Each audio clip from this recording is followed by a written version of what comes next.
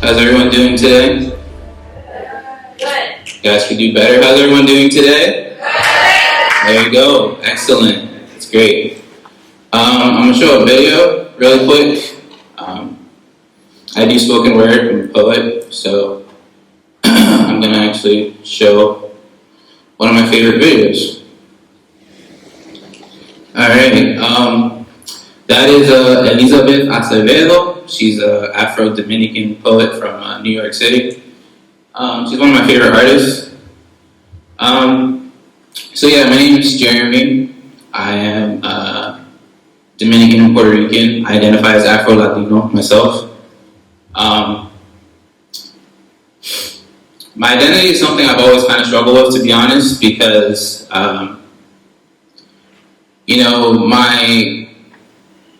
my upbringing. My dad is Dominican. He's a 6'1" black guy that speaks Spanish. So when people see him, he's like maybe 3 shades darker than me.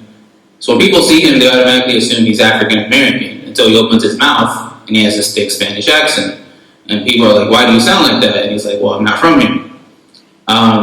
And then my mom was a 100% Puerto Rican, New Yorker. She's from the Bronx, grew up in New York. And I used to say she was white passing, but I kind of realized that that's not really, an appropriate thing to say. But because there's this misconception that all Latinos are brown and dark skinned, which isn't the case. But yeah, she's very fair skinned. She had green eyes. So that's kind of how I got my lovely complexion. I'm somewhere in the middle. But growing up, I remember my mom telling me, she was like, "You're black, right?" And I'm like, I'll look at myself, look at my complexion. I'm like, well, if you guys speak Spanish, I eat rice and beans, we listen to Spanish music, and how am I black? And mind you, this is when I was like maybe 10, 11, I was a little younger. But she would say, "Your dad's ancestors are from Africa." But at that age, that's something I couldn't really, I didn't really comprehend at that time. So, being that the anti-black sentiment is so great, not just in the Caribbean, but in all of Latin America, that's something I always struggled with, because I was raised by my mom's side of the family, my Puerto Rican side, and they're all had lighter complexion, straight hair, whereas my brothers and I, we had a little darker. I'm still pretty light myself, but a little darker, curly, wavy, curly hair, and I was never made to feel like I was different, but I just always felt different. Like I felt like I couldn't really identify or feel like I just felt different. So growing up, I'm from Vineland. It's like 45 minutes west of here in Cumberland County. Almost 50% of the population is Latino. So I grew up around a lot of Mexicans, Puerto Ricans. So I had a lot of friends from common background. We all spoke Spanish. So coming here to Stockton, I was unaware that it was a PWI. So I got here and I'm just like, where are all the people that look like me or from my same background? And this is my 3rd year here, and I don't know if anybody else does it, but I like to people watch. So like when I sit somewhere and I kind of just observe people. Some people think it's creepy, but I enjoy doing it. So like I realize that this campus, or people on this campus, are very cliquey. So like which I understand, because you tend to gravitate to what you're familiar, what you're comfortable with. So like black students will hang out with black students, Latinos. Sometimes we intermingle, sometimes we don't. The Asian students will do the same, Middle Eastern, whatever you have it. And I don't know if that would necessarily be the case if this wasn't a predominantly white school. I'm not gonna say that, but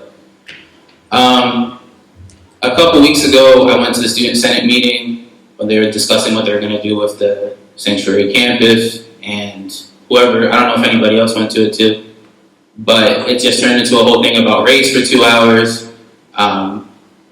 One of my friends was there, and he pretty much got bashed the whole time because he said he was he felt that he was being targeted because he was a white conservative Christian male. And I spoke to him afterwards, and I told him, I was like, honestly, I'm sorry that you were treated so poorly because that wasn't fair. Because the other three guys were just saying, well, Stockton's a public school, I don't want to lose my funding, and they didn't really even care to acknowledge that, undocumented students and people on campus were being threatened. They just cared about not losing their financial aid. So I told him, I was like, I'm sorry that you were treated so poorly because I understand what you were saying to an extent, but the truth is that your experience and my experience are different because I've had the experience where I'll be in class and a classmate or even a professor will be like, so Jeremy, you're Hispanic, right? I'm like, yeah. They're like, well, how do you feel about this? And I'm like, oh, well, I didn't know that I'm supposed to speak on behalf of my whole group of people. And I told him, I'm sure you've never had that. They're like, hey, how do you feel to be white? Or you've never been followed around in a store before, or you've never been pulled over by a cop for no reason. Where if I get pulled over, I have to worry about what I do because I could potentially lose my life, and that's not the case with you. And I realized that I have a certain privilege because, I'm of a lighter complexion. If I had a darker complexion, I would face the same discrimination that people with a darker complexion face. And I'm also a citizen. I don't have to worry about that either. And I recognize that. But when I usually have these conversations with my white friends, they'll automatically default to money. They're like, okay, well, I wasn't raised wealthy. My parents weren't billionaires. My grandparents weren't millionaires.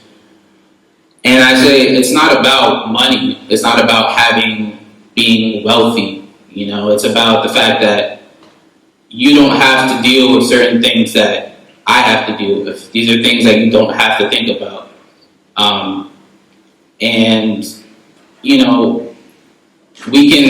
I can have a conversation with a group of people, but when you go out into a large group of people who might be on either side of the argument or might have opposing views, then that's where it gets sticky.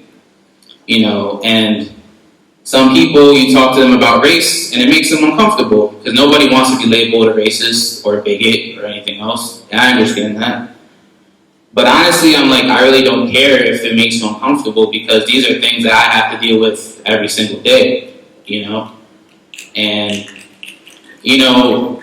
as part of just me coming into my own and discovering my identity, I identify as Afro-Latino because, that's unlike a lot of people within my own family, people that it's blatant, it's clear as day, my Dominican relatives, they have blatant, it's pretty clear that they have African blood because I know I have African blood. We're like, no, I'm Spanish. I'm like, no, you speak Spanish, but you're from Africa. I'm like, you have Spanish blood, but you're black. And it's just like, when it comes from somebody else, it's one thing, but when it comes from within your own group, it's worse, and it tends to hurt more. I've had to develop thick skin, especially after the whole election or during the election. People are like, why are you so, why do you get so offended by the things that people say? Why do you get so offended by what Trump says? Why don't you just look at his stances on things? I'm like, I don't care about what his stances are. Like, the stuff that comes out of his mouth is gross, and he doesn't care about people that look like me. You know, I don't know him personally. I'm never going to meet him. I'm never going to meet Hillary Clinton. I'm never going to meet anyone. But, you know, that's the thing. Like, these are the things I understand now. And sure, I've had my biases, but I'm trying to educate myself. I'm trying to, you know, because I'm a social work major. I'm going to be a social worker. So I'm going to work with people from all groups of, you know, all walks of life. And I realize that, you know, I have to do that myself. So I'm part of this group on campus called Inclusive Experience. It's a new group.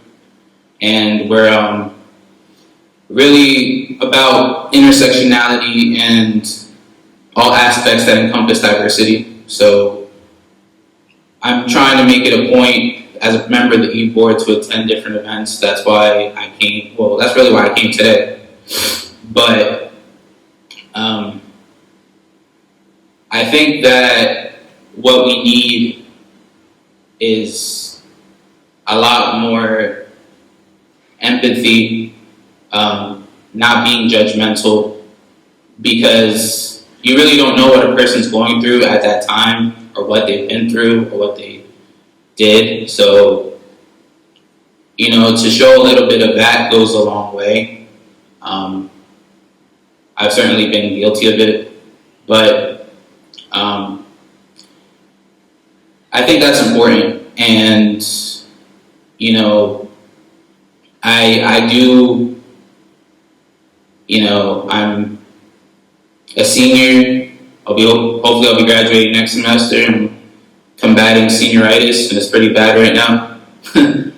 But while I'm still here, while I still have my time here, like, I want to do my part to push that agenda forward, and to be, you know, whether or not somebody agrees with my views, that's okay. Like, that's what opinions are. Everyone has one. Everyone's entitled to one. But I think that we need more of that. We need more empathy. We need more understanding. We need to be sensitive to people's views, because whether or not you agree with what somebody says, you should still be respectful about it. And I was speaking to Calvin, right? That's your name? And we were saying that, you know, it's honestly, it's exhausting when you have to talk to somebody and you feel like you have to, I wasn't, not to call you out or anything, but like, to feel like, you know, you have to constantly educate somebody on something that they should already know, you know? But that's just something some people don't understand and don't get. And, you know, I realize that I'm not going to assimilate, because no matter what I do, I'm never going to be white. You know, when people look at me, I'm always going to be a person of color. And that's not something I'm shameful of. I'm proud of, you know, my roots. I'm proud of my blackness. I'm proud of my melanin. I'm proud of my language. You know, I think it's pretty badass that I can speak 2 languages, and I can speak Spanish fluently, you know. But I just, you know, I think that it's important to try and get to know, like, to see where people come from. And, you know, who knows? You might find that you share things in common. But, you know, I didn't come up with this myself, but something that I heard a couple weeks ago that made a lot of sense to me was like, you know, we don't listen just to listen, like, we listen to respond. So while somebody's speaking, you're already thinking about what you're going to say before you actually what they said registered in your head. So that's something I'm trying to do when somebody speaks to me, like, before coming up with my response. It's just like thinking about what this person said and understanding it, and then coming up with my response. So I don't know, I'm kind of babbling, But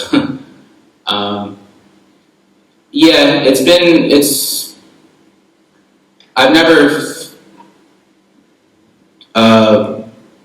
experienced blatant discrimination. I've never been called a racial slur before or anything like that. I've never been arrested. But, you know, my family has. My dad's been racially profiled and been accused of stealing, and he got arrested for it. And I know people that have, but I realize that the skin I'm in has that has an effect on things, but that doesn't have to dictate how I live and how I treat people. So, yeah, that's my spiel. But thank you guys for having me. I appreciate it. Have a good one.